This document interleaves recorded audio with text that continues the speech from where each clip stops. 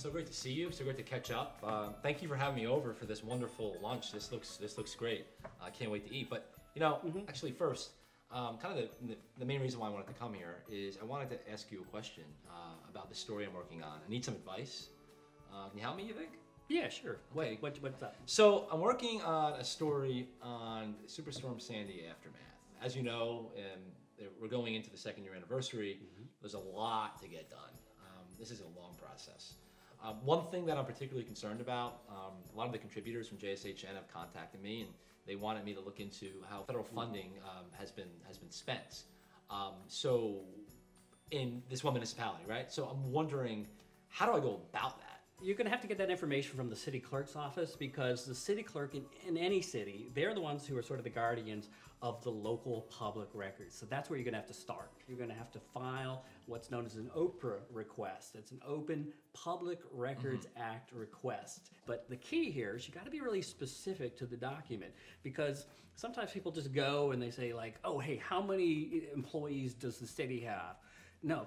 You're not requesting information, you're requesting a document. You request a document that shows how many city employees. So that's how specific you're going to have to be. There are certain categories where they don't actually have to give us the information. These are going to be things like personnel records, or for the police department, or open active investigation files. There's some documents that we cannot get. So I go in there, I file the request, and then the information comes right out, right? Well, gonna have to be patient here, and this is where you're gonna have to just plan ahead here based on your stories, because legally, the city clerks has 7 days to respond. And the other thing is city clerks are kind of busy, especially post-hurricane. Sure. So give them a call after that and just ask for an update, but be polite. Yeah, and I can totally appreciate the job they have. My only concern is that some of this information might be a bit sensitive, maybe to local politicians and everything. And just wondering, what happens in the event that I get denied?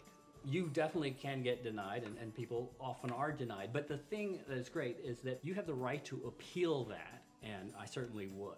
So just pursue it. Oh, there was another thing I wanted to mention. When you do one of the requests, it's not going to cost you a lot of money. It's like 5 cents a page. Oh, that's all? And you can also go down to the city clerk's office and you can look at the documents for free. I stumbled upon, when I was trying to find some information, stumbled upon the website of the Citizens Campaign, and I found some really, really interesting things. They had information about this OPRA process that we just spoke about. Yeah. And they also had information about the Sunshine Law, and really, ways to keep citizens and also professional journalists alike engaged and active in their communities. And I was just really impressed on what they have, and I'm totally going to tell more people about it.